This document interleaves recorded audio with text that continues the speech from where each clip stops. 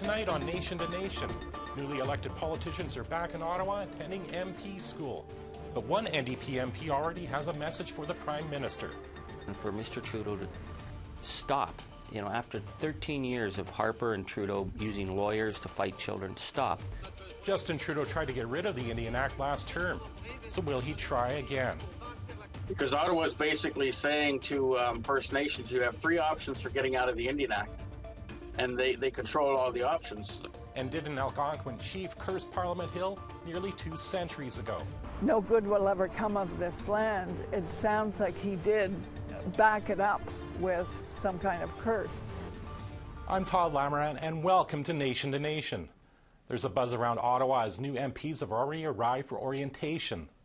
They'll be working in earnest once Prime Minister Trudeau names his cabinet on November 20th. This time Trudeau will do so with a minority government. He now needs at least 13 opposition votes to pass a budget and stay in power. That likely means aligning with the resurgent Bloc Québécois or the NDP. It's certain to create some excitement once MPs sit again in the House of Commons. But it does raise at least one question. Trudeau needs to make deals to remain Prime Minister. What is he willing to give up? Joining us in studio is a familiar face to Ottawa and Nation to Nation, NDP MP Charlie Angus. Welcome back to Ottawa, Mr. Angus. Well, thanks so much for having me. Glad to be back. Yes, congratulations on your win. Yes. Of course, it's brand new for some MPs. We got a couple of new Indigenous MPs coming here, one from Nunavut and one from Winnipeg Centre. What's it like? I know it may be a few years since you remember being a new MP here in Ottawa. What's it like for those new people?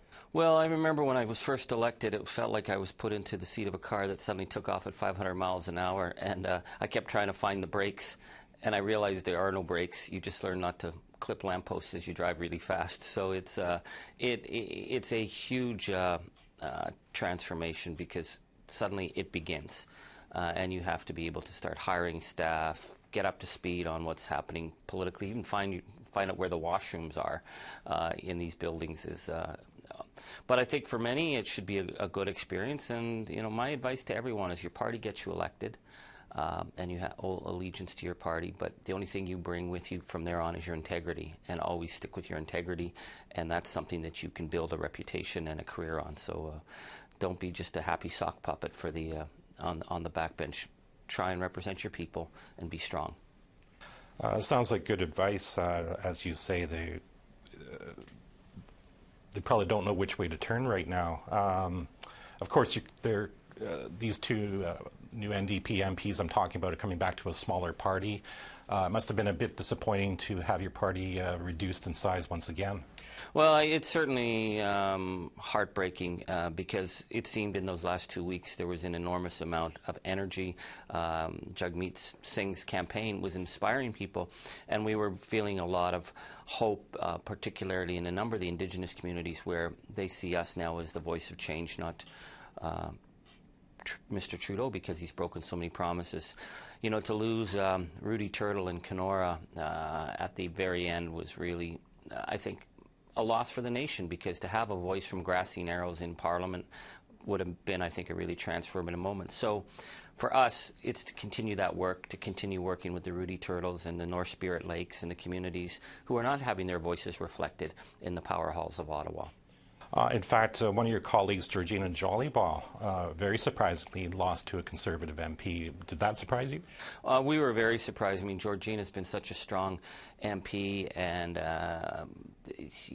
Saskatchewan politics is what Saskatchewan politics are, but I think the people in northern Saskatchewan have lost out without having Georgina there. Leah Gazan, I think, will be a very strong voice from the West on Indigenous issues. So, and winning up in Nunavut is, I think, was a surprise joy for all of us, and we're really looking forward to working with this powerful young leader. I suppose what's it going to take to get people to, come back to the NDP and your brand of progressive outlook? Well, I think there were many issues in this campaign that it was resonating at the door. We are in a climate crisis, and the idea of let's just build another pipeline and we'll add some more, build some more, and plant some more trees. That's not cutting it. I'm hearing that in working class neighborhoods. People are concerned. They want to know that we're going to do something. In the Indigenous communities, you know, Mr. Trudeau has really become the Prime Minister of the broken word, and we see that with the Human Rights Tribunal and his battle against compensation for children whose lives have been destroyed in the foster care system. People want an alternative. I think the false arguments that we're being presented to Canadians now is the over-the-top anger of the angry right, the angry white men right, versus the fear factors that the Trudeau government puts in. You have to vote for us or we'll be wiped out, and bad Andrew Scheer will come in. We need to raise the level of our political discourse and say to people, we really need to start saying where do we want to be, not just what do we want to stop.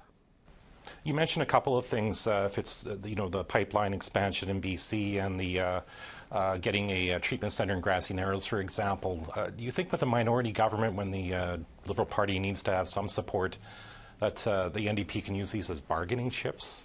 Well, I've been in many minority situations, and we've done very well in the past in terms of saying this is our bottom line. We are very concerned about this pipeline expansion because we see no plan about dealing with the greenhouse gas emissions. We just see continual plans to expand the oil sands and continue to expand greenhouse gas emissions without a clear plan. So they're not going to be getting support from us on that. In terms of where we need to go with Grassy Narrows, Justin Trudeau made a promise to the people of Grassy, and he broke that promise. He made a promise on reconciliation. He broke those promises. On the issue of the Human Rights Tribunal, we will be fighting full out for the right of compensation and for Mr. Trudeau to stop. After 13 years of Harper and Trudeau using lawyers to fight children, stop. Let's start to fix this system because the children of this generation deserve better from the Prime Minister. Liberal MP John McKay suggested committees will be more useful in a minority government. How do you see things unfolding at committee? Well, committees are someplace in a minority government that's much better because you see under a majority government, we've seen it under Mr. Trudeau, we saw it under Mr. Harper, they just squash any kind of examination of the workings of Parliament. The committee should be more empowered. The committee should be where parliamentarians hold government to account and do proper investigations. In a minority, the government cannot get their own way, so there has to be a lot more give and take, and I think that that's very healthy. I think there's a number of opportunities for us to push an agenda, to work across party lines, to say, what is it that we need to be doing as a nation, and how do we make government better? And that's, I think, one of the problems of a majority is government, the governing party sees that any investigation into failings of government, problems of government, corruption, programs that aren't working is somehow an existential threat to their party brand.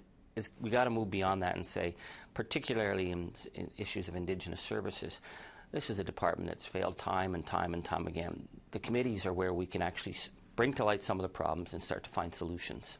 You say Indigenous services has failed time and time and again. Is there anything you can look at in particular where you can hold the government to account, minority government in particular?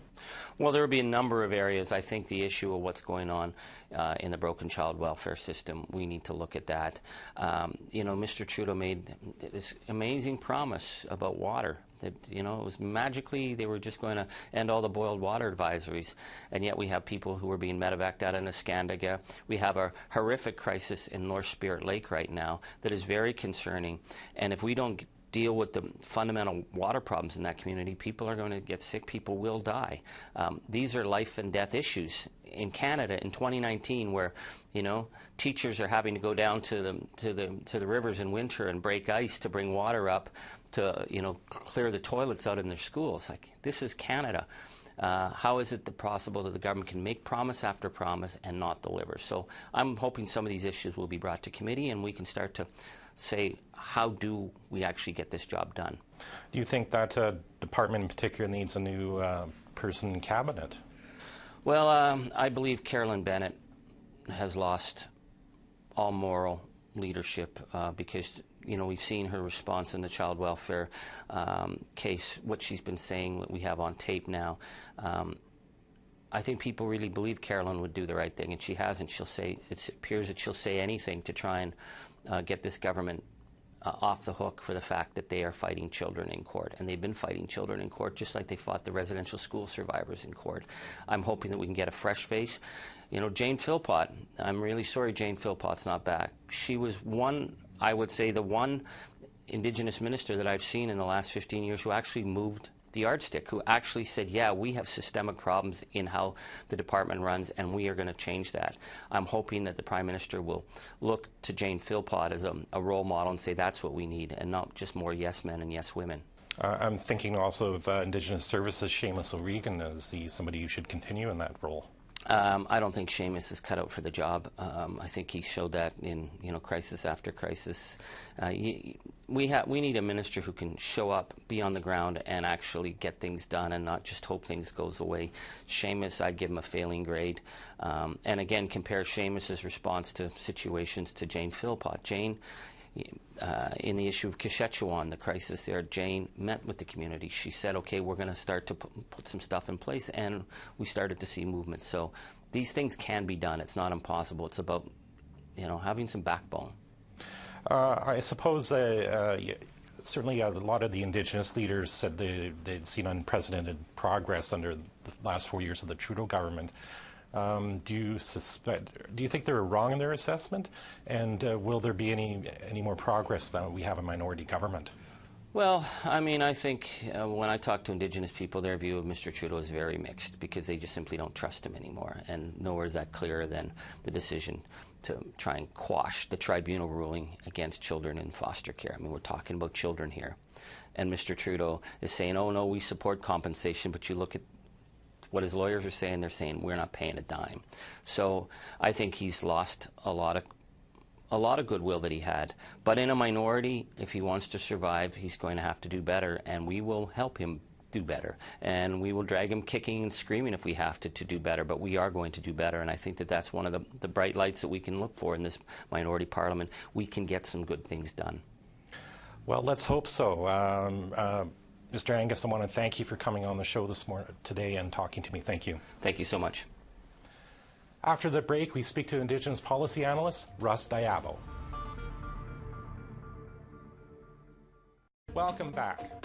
We just got a look inside the scene in Ottawa, anticipating the return of Parliament. But what about the grassroots? Laws passed on Parliament directly affect them. Our next guest is the son of a Ganawagi iron worker. Russ Diavol is also a policy analyst. And if you know Mr. Diavol, you know his work never stops. Joins us from his home just north of Toronto.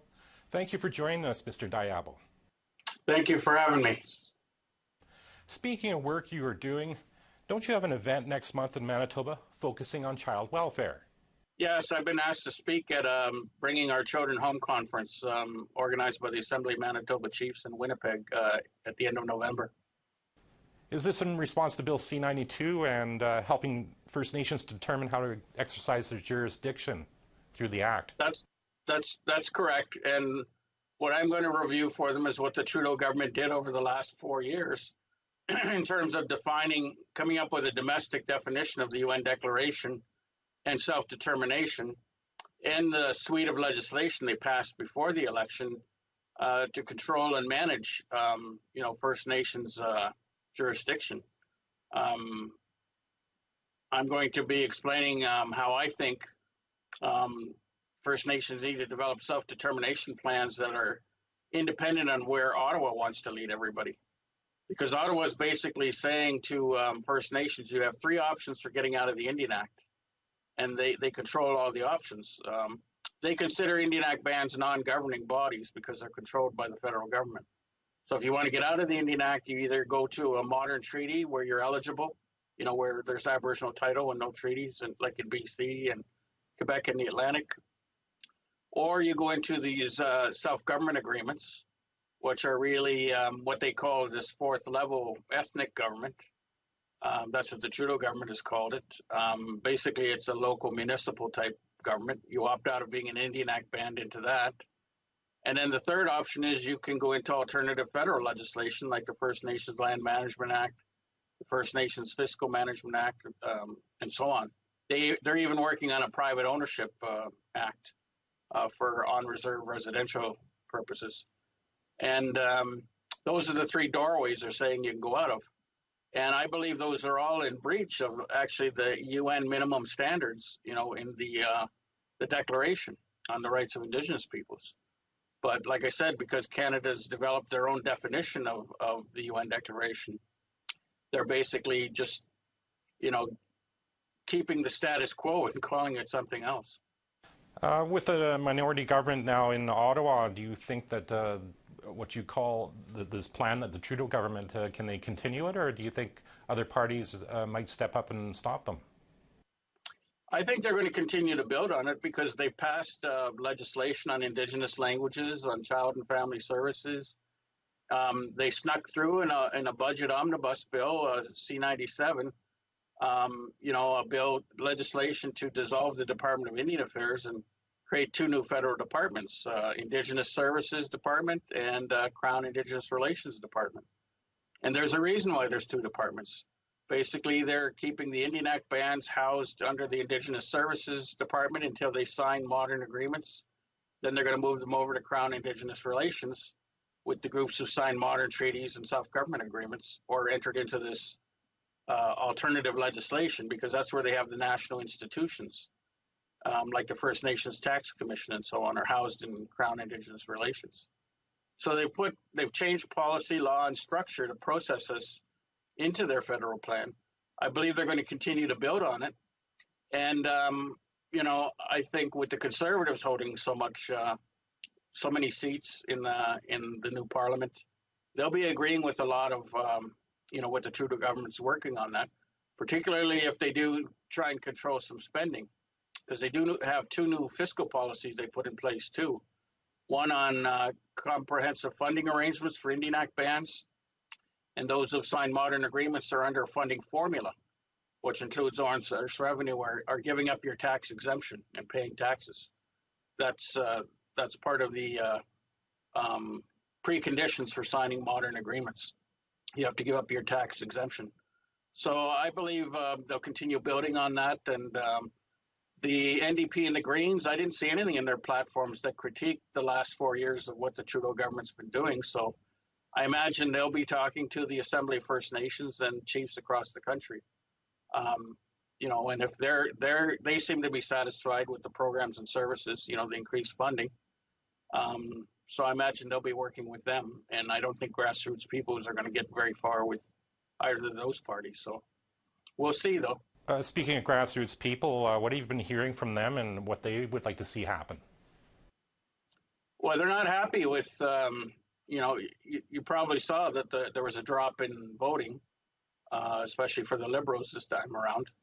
And from my understanding, from what I've been hearing and through social media, is people were very unhappy with the direction that the Trudeau government's gone for the last 4 years, including ignoring treaties, because most of the treaties that have been entered into have been with Great Britain, not with Canada. Really, the only treaties that Canada's entered into are these modern treaties. So there is a lot of dissatisfaction, and there's also dissatisfaction with the chief and council system, who the Trudeau government's working with.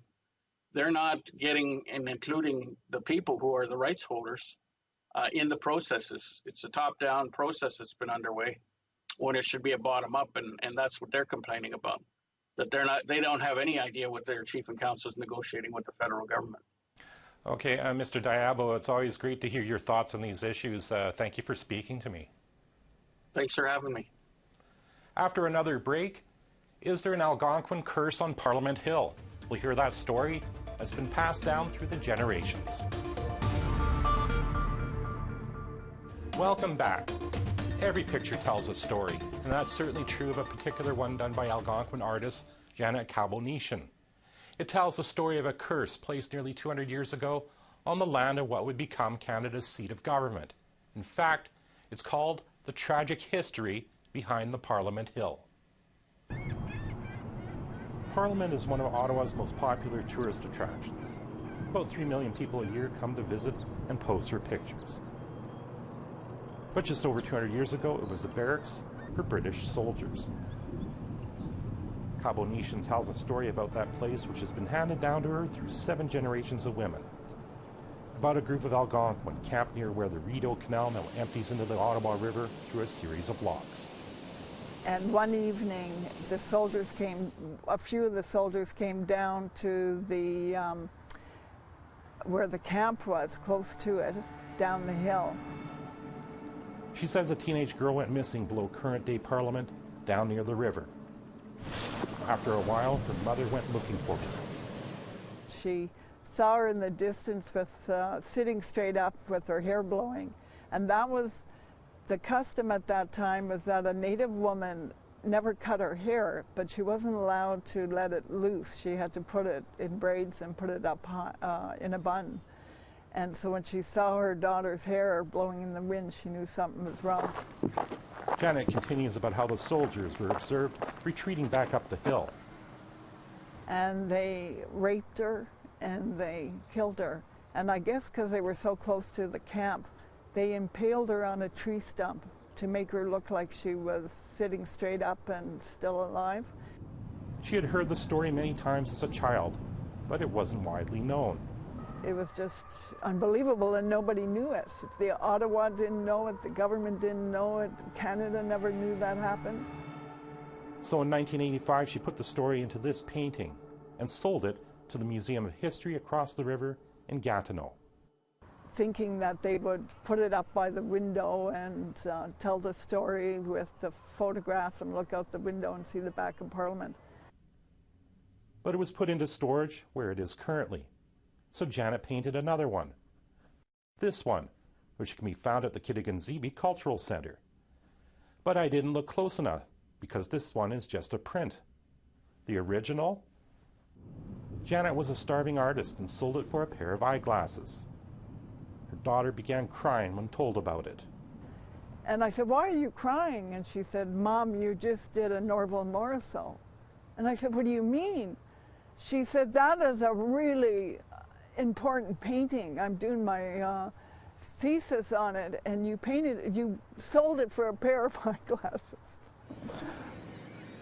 But the kicker of the story is that the chief of the Algonquin group held his men back from attacking the British soldiers. When the camp had to unimpale her from the tree stump, it broke everybody's heart, and they were so angry that they wanted to go up the hill and confront the soldiers. Instead, the girl's spirit would haunt the land forever. Because of the way she died, she herself would take care of those men, and that no good will ever come of this land, and we'll leave here and we'll never return. Kaponicin says sensitive visitors to Parliament Hill can either become very sad or very angry because of the spirit's presence. If you are gifted or unbalanced, you might hear her cries in the wind, and she says on an emotional level you can either become very sad and upset and suicidal, or you can go the other way where you're extremely angry and you want to kill somebody. That's our show. If you missed any part of it or any other episode, go to our podcast at aptnnews.ca/podcast. I'm Todd Lamoran. Have a happy and safe Halloween.